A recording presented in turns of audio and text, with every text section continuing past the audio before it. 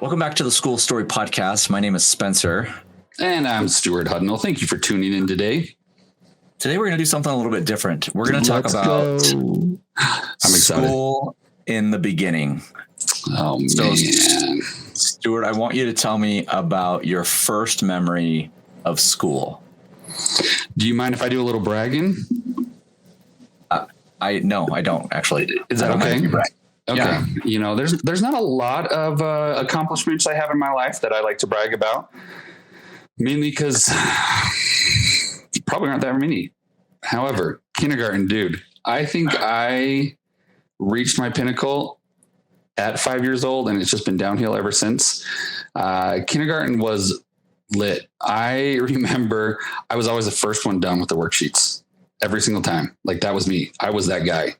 And if there's anyone listening that can refute that, like, you're wrong, and I will fight you on this. However, being first done with the worksheets and the assignments, you know what that meant? That meant I got to go out to recess first. Okay. Not more worksheets. What's typically is what happens now. Why would we increase the learning? Why would we go deeper with the smart kid? Because we teach them from a young age. Just get it done. Don't go more. And it's going to be good. So that's what happened. See, my philosophy is the exact opposite, but go ahead. We'll talk about that in a minute. Yeah, but when you're 5, that's not your philosophy. Oh, that's true. That's true. Get out to recess. I got it. Exactly. Remember, I'm a 5-year-old. And so I had a teacher. Her name was Mrs. Moody. Okay. Which at the time, didn't realize the irony there. She actually wasn't that moody. She was a good teacher, at least from what I remember.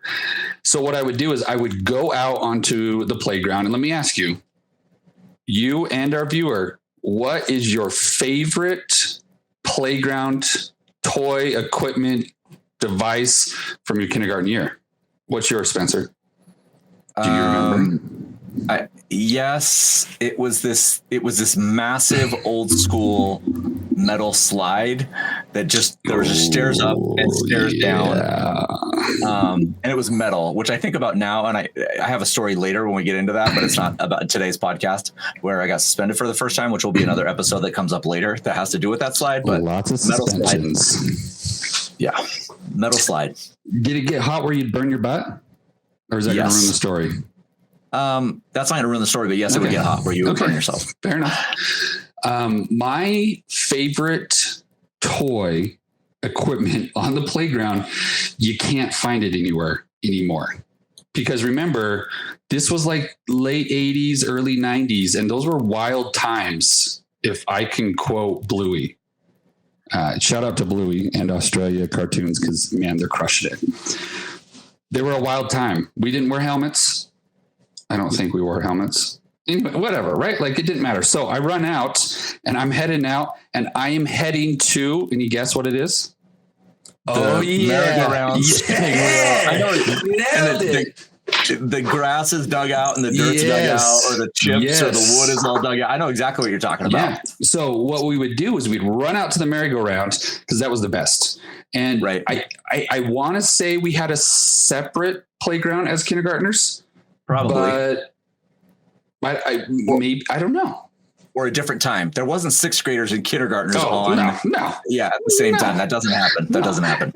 For those of you out in podcast land, I am a late birthday. I am born in August and started when I was 5 and had been 5 for like a week or 2.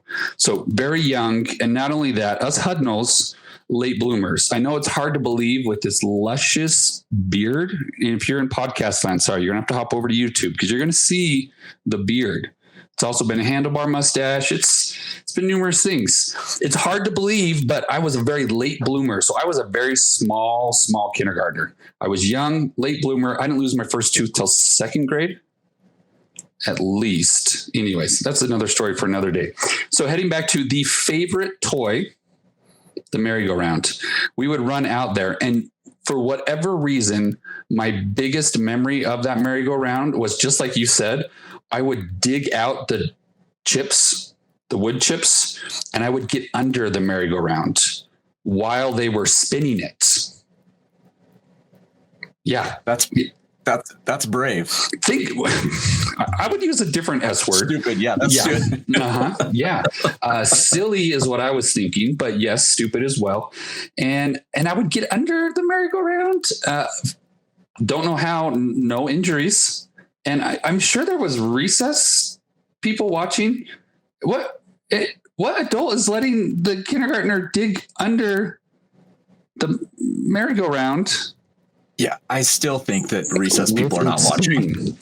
Well, no, and in their defense, there's a lot going on. But it's also kindergarten recess, and I was the first one out every time. So was there really that much to keep track of? No, I'm just thinking about a kid underneath a merry-go-round while everybody else is running around on top. And the minute you lift up your head, you're going to get whacked in the head. I mean, maybe that explains a lot of my specialness with getting hit in the head multiple times. That is fascinating. Yeah. So under the merry-go-round. Something else about like you threw up or like, I mean, because there's a whole, that is not even in my wheelhouse of where that story could go. See what I did there? Wheelhouse. I don't get it. Wheelhouse? Because it has a wheel, but it's not really a wheel. It's a circle. I know. That's a stretch. That's a stretch, even for you. So we asked the story. I don't need a soundboard. I just try to make my own. We asked this story to some people in our community that follow the podcast, and we have some other short stories and some longer ones. Some of them are sad, some of them are funny. I'll share mine in a few minutes. But this is from McLaglen, who follows us. And I want you to think about this, right? So as I say this out loud, I want you to think about this moment. And it happened in elementary school multiple times, and it might have been a librarian. But his first memory or her first memory was being read to by a teacher. And that moment when the teacher would read something and then flip the page and all the kids got to see the picture. He said that was his first memory, or she said that was her first memory of school, was having a teacher read to you. And I think about those times when everybody's on their mat and they're crisscross applesauce, or they're over in the reading corner. You got your number you're sitting on, or your letter, your color. Yeah. Your teacher was in a rocking chair or whatever. So there's a couple responses come in and have to use the bathroom. So we'll share those together. One of them was, I could just imagine an elementary school teacher asking this. One of them was telling the teacher I needed to go to the bathroom. She asked, "Do you need to go number one?" I had no idea. What she meant, but I said yes because I was scared. If I said no, I wouldn't get to go pee. And I think about just elementary in general, like how many times we had no idea what people were talking about, but we just agreed to it and we just went with it, right? Oh yeah. If you've ever been in a foreign land where you don't speak that language, all the time you agree to stuff without realizing what you're agreeing to. Yeah. Do you want to share the next one from Somerset 76? Yeah, actually, I have another one that was added in late, and I think you're going to enjoy this one because you haven't seen this one. Okay. This is a surprise. Are you ready, Mr. Spencer? Yes. All right, let's do it. So this person has asked to remain anonymous. Okay. And as the viewer, you can always ask to remain anonymous. We won't use your name, and you might understand why. But this little tyke, he was kindergarten, and I think most people's earliest memory would be kindergarten. I think that's probably a pretty safe bet. Anyways, it's his first day of kindergarten, very first day. And he was bubbling over with excitement. Backpack looked like it could carry a small elephant, and my sneakers squeaked with every step. You remember the squeak in sneakers? Oh, yeah. Mrs. Jenkins was his kindergarten teacher. He called her a very kind-hearted teacher, greeted us with the small, warm smiles, and led him to their itty-bitty desks. I love the kindergartner desks. They are the cutest little things in the world. They are just teeny. So he says, as the morning went on, I felt a growing urge to visit the bathroom, but there was a hitch. I was too shy to ask Mrs. Jenkins in front of all my new classmates. So I concocted a brilliant escape plan. I'd sneak out when she wasn't looking. And to the 5-year-old, that's genius, right? I mean, I'm just going to escape when she's not looking and run to the bathroom. So he tries to be all stealthy and all sneaky, and he tiptoes the classroom door. However, and he says, my heart pounded in my chest as I tried to make a clean getaway. But alas, my cunning plan fell apart when my Velcro sneakers chose that moment to make an ear-piercing rip sound as I pulled my foot away from the floor. So the Velcro unvelcroed. You all can hear it in your head, right? You all hear that noise. So the entire class whipped their head around to look at him. And they're confused. They're like laughing, like, okay, the kid's sneaking off. And Mrs. Jenkins, she's kind of grinning, but she's like, Anonymous, is everything okay? And his face turned as red as a tomato, and he stammered, I need to go potty, Mrs. Jenkins. The whole class erupted in laughter. He couldn't do anything but shuffle down into the bathroom with his half-ripped sneakers still on his feet, Velcro, because he hasn't reached down to fix it. Otherwise, he would have peed his pants. And so she said, of course, Anonymous, just be quick. So he waddled to the bathroom, his sneakers squeaking every step of the way. For some reason, that really stuck with him, and he could hear all his classmates laughing behind him. And so once he returned, he got a nickname for the rest of his kindergarten year. Any guess what you think that nickname was? I have no idea. I'm looking for it in the comments and I can't see it. So nope, it's not. This is a surprise. I'm just going to make up the name to go with part of it because it makes it better. Timmy Velcro. He was named Timmy Velcro for the rest of his kindergarten year. And, the thing is, he became kind of legendary for the Velcro name. And he owned it, which is something I think is hard, especially when you're young. You roll with the punches, and instead of being upset and letting them know like you don't like it, roll with it. Like, heck yeah, I'm Velcro and I'm proud of it.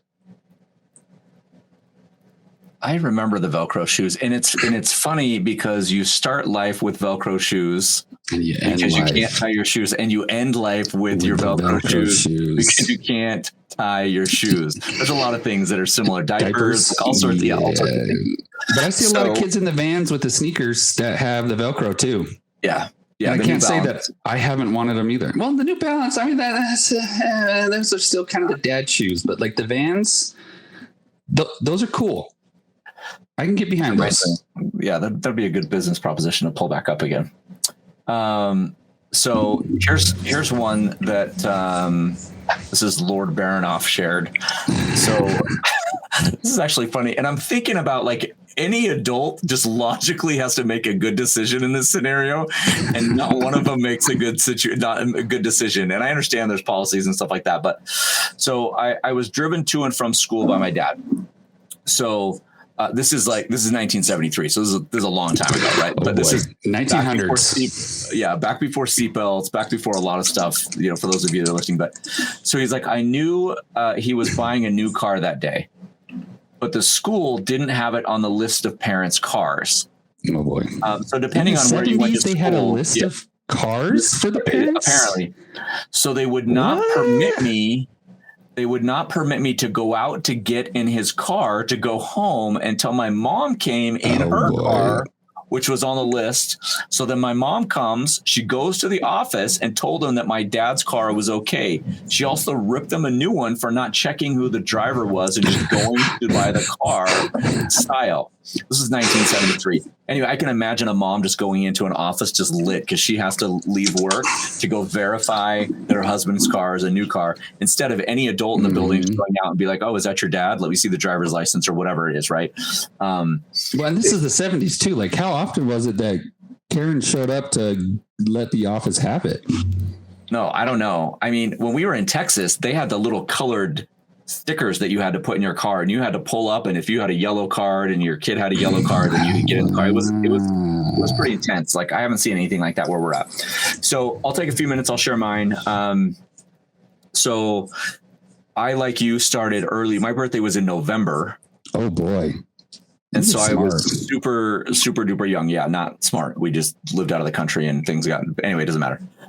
So I went to, I hate to even say this out loud, but I went to a private school in first and second grade. That makes a lot of sense. I get it now.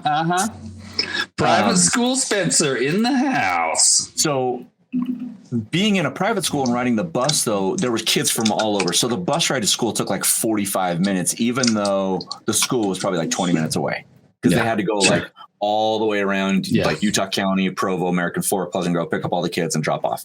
For sure. Anyway, so there was this kind of unwritten rule about when you forgot your lunch, the teacher would announce to everybody that you lost your lunch, and everybody would kind of like piecemeal you some of their lunch. So like if Tommy got 3 cookies, then he might give you half of a cookie. And then the other kid that got 2 cookies would give you half of a cookie.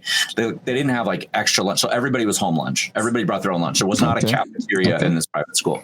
Yeah. In fact, it was doesn't matter what it was. But so I remember I forgot my lunch. And kindergarten? Yeah. Okay. First grade or kindergarten. I want to say it was kindergarten, but it was all day. Whatever it was all day. Because we stayed after lunch and we went to recess. Anyway, so this super duper kind and I grew up not knowing that we were not super fortunate. Like my dad was a teacher. I didn't know that we didn't have money because everybody else that lived around us didn't really have money either. Yeah. And so you don't know, I had a friend that had a balcony and he was like rich, even though they lived in our like neighborhood around the corner. It was like, anyway. So, but there was a girl that was in our class who I knew was not well off. Okay. And those are things that you just learn as you kind of go through school. Anyway, she was super nice and it decided to share half of her sandwich with me. Because you didn't have a lunch. I forgot my lunch. So she was going to share half of her sandwich. So she shared her sandwich and it was mayonnaise and Brussels sprouts. Oh no. Only. And I like the big chunky things, or were they sliced? No, not Brussels sprouts. What are the things that are little strings and they have like the green things on the end? Sprouts, not Brussels sprouts. Okay. Just sprouts. Okay. Either way. Yeah. Either way, I've never eaten sprouts at that point in my life. And I think that's pretty common for most kindergartners. I don't think that's a normal, especially back in the 80s. Well, and I was a jerk about it. I didn't want to take her sandwich, even though she was giving it to me. And oh man, it got really bad. The teacher got upset and had to have a conversation with me about taking whatever people give you and all these things on the side. And it was horrible. And I felt bad about it. And I apologized later, I think, or whatever. And she rode the bus home. So I had to sit by her on the bus, on the bus. It was just like this whole big ordeal. And I still don't think I've gotten over the trauma of just saying thank you to people and then maybe taking stuff and then never eating it or whatever. So I just take it and then we'll figure it out later. But that's my story. So have you had sprouts since? Yeah. I mean, I don't love them. They're not my favorite. Okay. But I mean, so here's another one. Where are we at on time? Okay, we're solid. So this is from Lady Lemon Drop. My parents took me to a private school when I was 3. This was just the interview or visiting the school, not actually starting class. So we were shown around. And I remember being completely indifferent to it, right? But my parents claimed that I hated it. So they decided to put me in a private international school instead 1 year later. I also interviewed at another school, standard things. I remember the interviewer praising my manners. My younger brothers went to this school for 1 to 4 years before going to the international school I was in. Anyway, the interview of the international school, we met the principal. He's very tall, kind of like Santa Claus type guy, big and so friendly. On the first day of school, school had already started. So she's jumping into the school year late, which already is like a thing, right? My dad took me right up to the classroom and he just said goodbye and he walked away. And she cried, right? And there's this like being a principal in middle school, we have parents sometimes trying to walk our kids in the first day of school. And we're like, no, Sure. This is parents. You go home. Like, you can get pictures in front of the school. You can do your Instagram, whatever you want, but you're not walking your kid to class. Like, that is going to be a social nightmare. Right. Anyway, social faux pas. The teacher obviously consoled me, gave me a book. Everyone else was coloring, doing exercises on the floor. For whatever reason, I skipped first grade and then went straight to second grade as a 4-year-old. Anyway, then she goes on to talk about the playground and your first day outfit and some birthday parties that they had. And she loved this international private school. So anyway, okay. Let me see.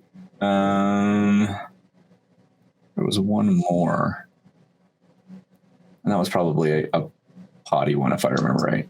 Oh, yeah. In first grade, this is from Somerset, 76.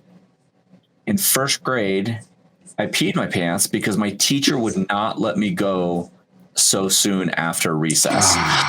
Did you ever have a teacher like, why didn't you go at recess? Oh, yeah. Oh, yeah. And I was the one that I have a small bladder. I'll be the first one to admit it. I have a small bladder. I need to go.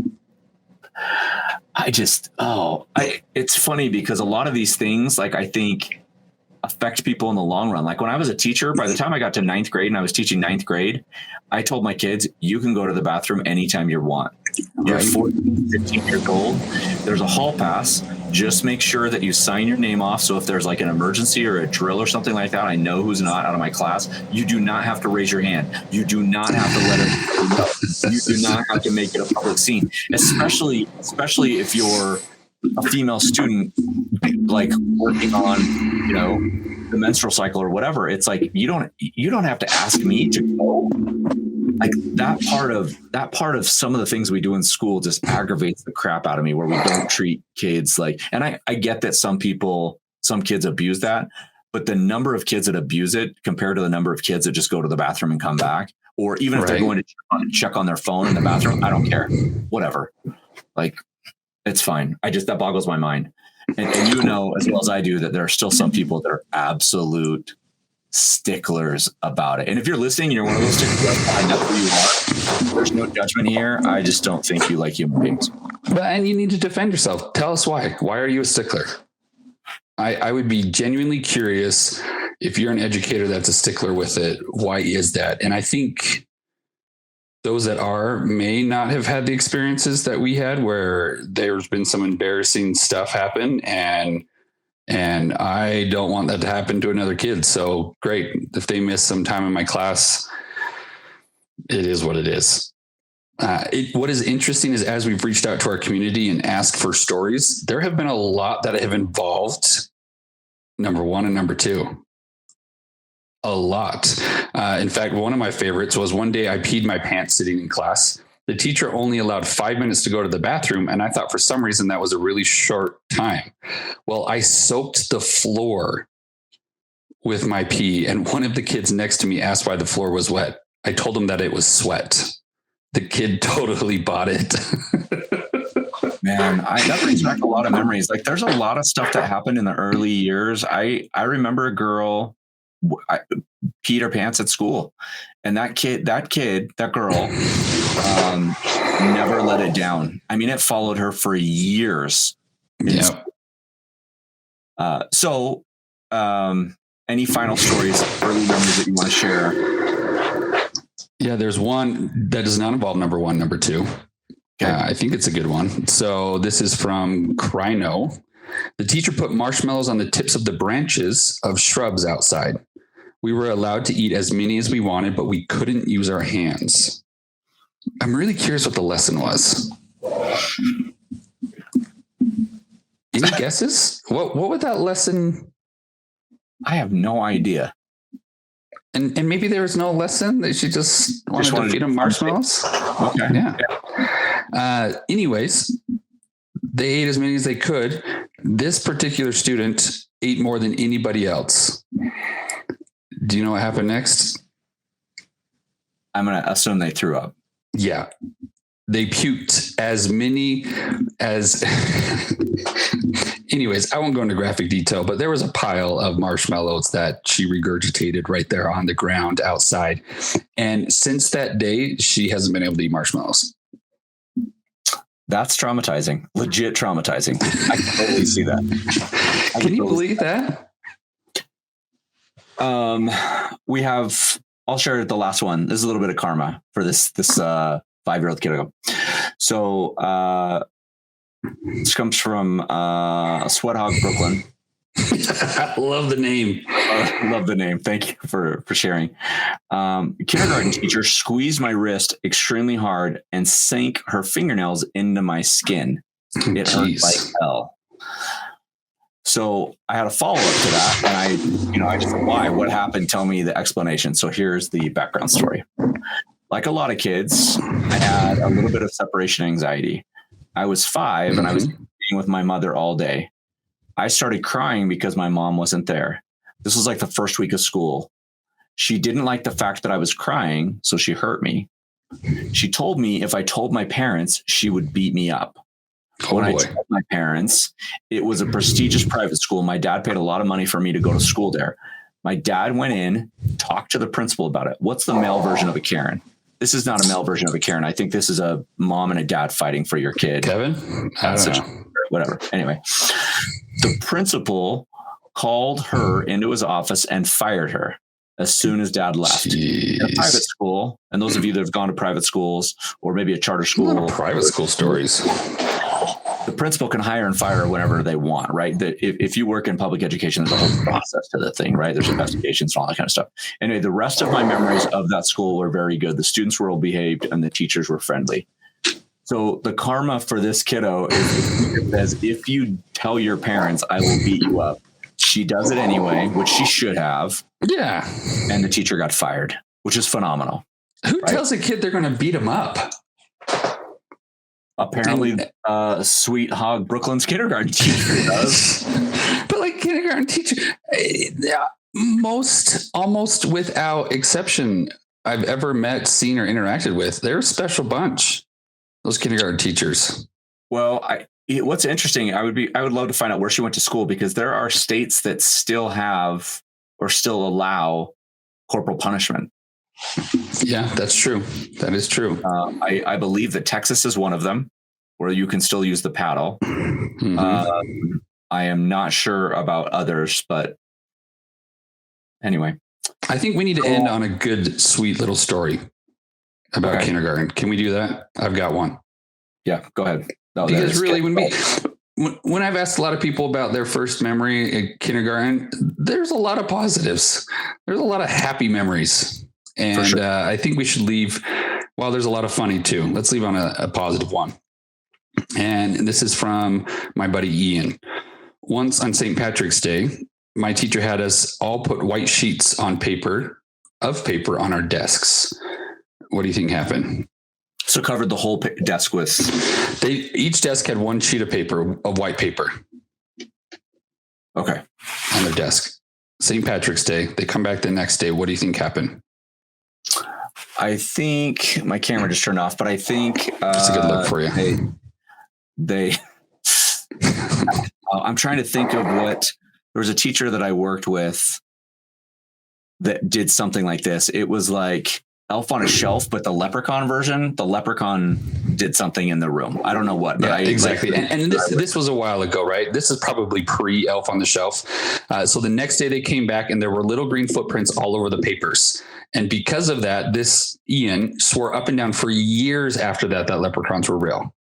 And no one could convince him otherwise because of what happened in kindergarten and the little green footprints left all over that white sheet.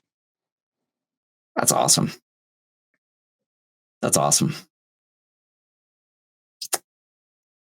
Except when he found out that leprechauns they're not real, and then had this spoiler thing and then hated the teacher after that. But for that time, he loved him. It was a cute idea. Absolutely a cute idea. We are going to do more podcasts like this.